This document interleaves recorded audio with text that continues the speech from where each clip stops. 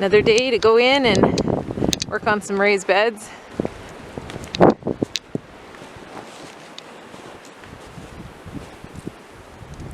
And first I'm going to have to shovel out the door.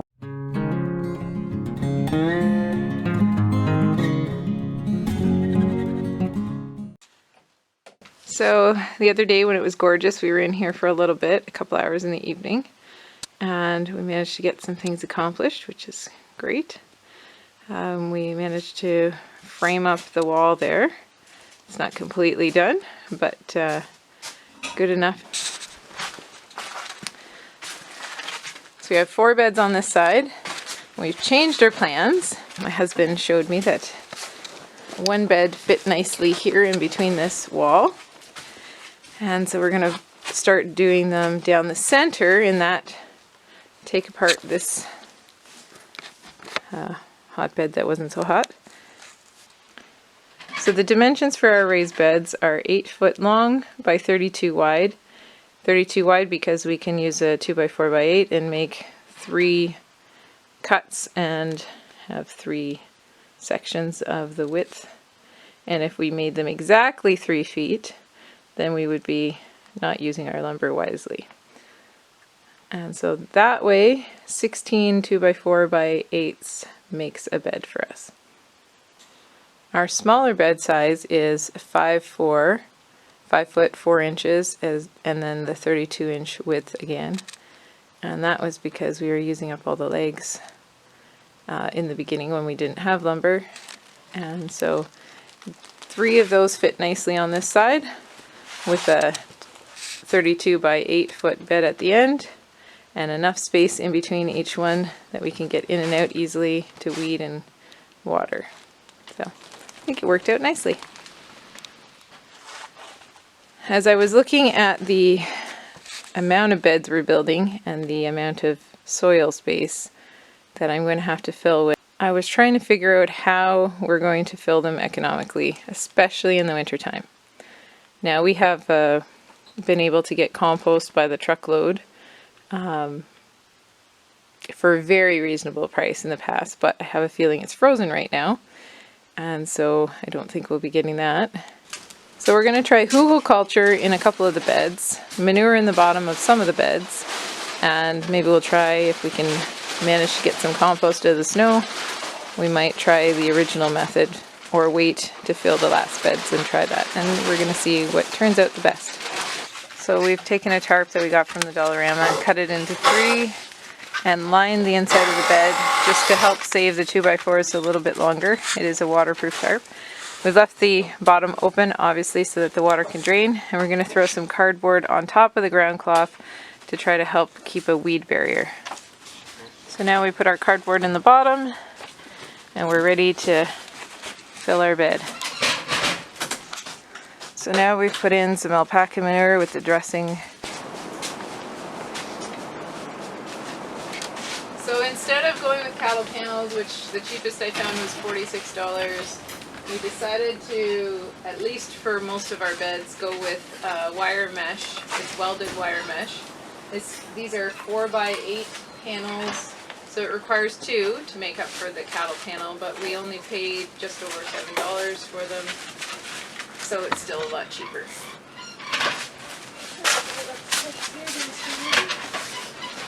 So temporarily we're zip tying it, and we're going to come back with some wire and tie it properly after it's all together. So how are we going to work the idea? I think in the bottom of the bed some 2x4s. Just screwed over it, and maybe here too, for one longer 2x4. We don't have longer than spare. What about the strapping? Yeah, we can use the strap.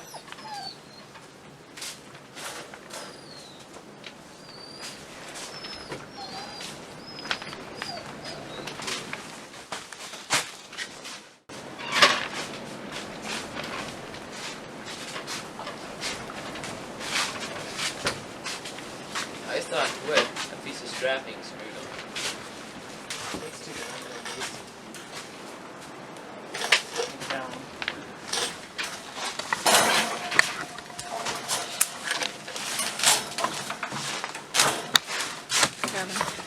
You want to put your foot in middle there? Somebody?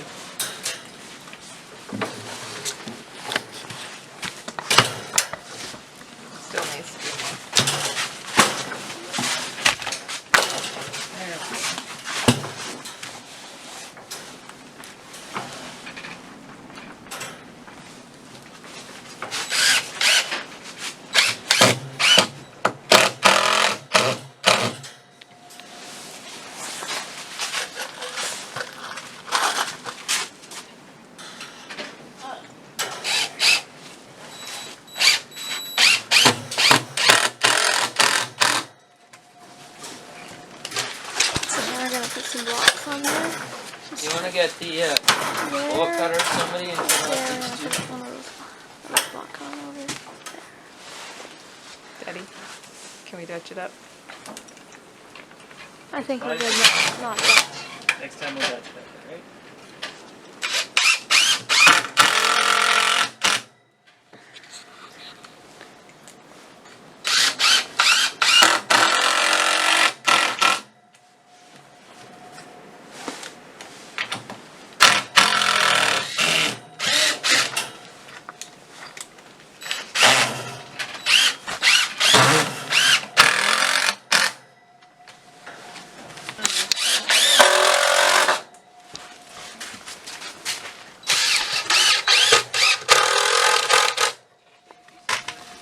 You need a piece of 2x4 on the outside here to about here, and then you staple it to it so it's got a nice straight side. This is the 2x4. You need the piece of 4. Hey, you didn't finish. You need is a piece of 2x4 right here. We're not going to use the 2x4. Yes. You know why? Because we don't even have enough to finish the bed. You see, all you have to do is put a 2x4 in the note, in the note, in the note, in the note, and then you're right to go. It's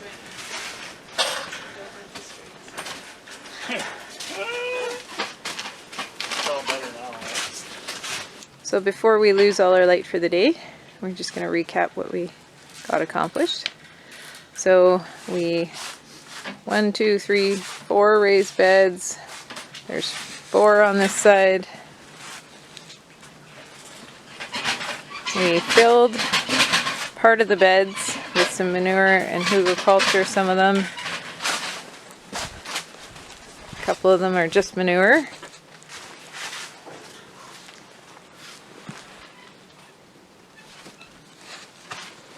And then we put up the arbor. So Daddy, what do you think of the arbor? It's tall enough for you to go through, so that's an accomplishment. I think the 2 strings are going to hold all those plants up. Oh boy. If you get a couple £100 of fruit on there, which is what I'm hoping for, and like, look at that. I bet you one of the children could like hang off that sucker. Let's see. And we attach them to the side with some strapping pieces on this side. And on this side we Dutched it out and put a whole piece of strapping. Yeah, because Who's if you haven't Dutch? heard, if you're not Dutch, you're not much. Who's Dutch here? And the lady behind the camera is Dutch. So we managed to clean up this section. So this is the next section that's going to get 2 beds when we get some more 2x4s. For now, since the pellet stove's going, I thought I would show it running because I said I would. As you can see the flame coming out here, and it's about 400 degrees, so it isn't on really that high. And So how do you damp it down and stuff? no, you need to lie down. You need to lie down. Good girl. Are you enjoying the heat? Good. Yes. All right. So in order to dampen this thing down, you just have to stand in the way like a dog. No, see, the burn chamber is right here, right behind Eva, and because it's burning right here, you're actually slowing the air down by opening these holes up. So it's kind of the opposite of a wood cook stove. It's the opposite of a wood cook stove. So when you close it, Excuse me. it actually burns hotter. Oh, there we go.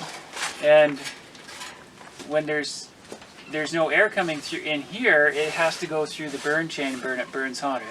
And you can actually physically see it up here on the glass. When I open this up, you'll actually see it reduce down. So it actually draws back. So in order to run it real hot, you gotta tighten her down, and that's it. And so it's the exact opposite of a wood stove. That's the best way to describe it, because on a wood stove, you normally open it up to let the air in. Well, the air is already coming in here, and all you're doing is slowing the flame down past the burn chamber. So if you look in here, the burn chamber is actually in here. You can actually see the pot right in there. And then underneath the burn chamber is a tray. And that tray actually holds some of the coals that didn't quite get burned the first time. Let me see. Sorry, I have a better angle there. There you go, and it scraped some of it off. Alright, so this is the secondary burn chamber where the stuff that doesn't get burned right away goes on this, and it has a chance to finish burning before it actually goes into the tray in the bottom.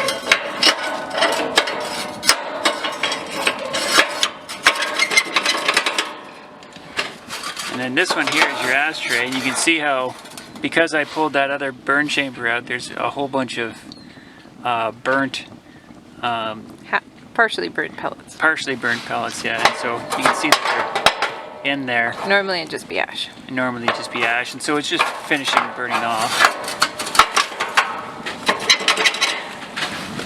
And 2 years in the greenhouse hasn't done it any favors. It's a little bit, getting a little rusty, but. Yeah. And so this is how it runs when it's shut down, or when it's normally operating, and that's it. This is how you shut it down. So if you don't want to run it anymore, like during the daytime. It's getting kind of dark. We may have to do the scan in a. During the daytime, when the temperatures go above, this is what you use to actually shut it completely down. And here's a shot of what it actually shuts down. You can see that there's a chute here, and that closes that chute. And this is what burns down into the wood pellets. So it's going to take about 20 minutes, or maybe even longer, for that to burn up, and then it'll completely shut down.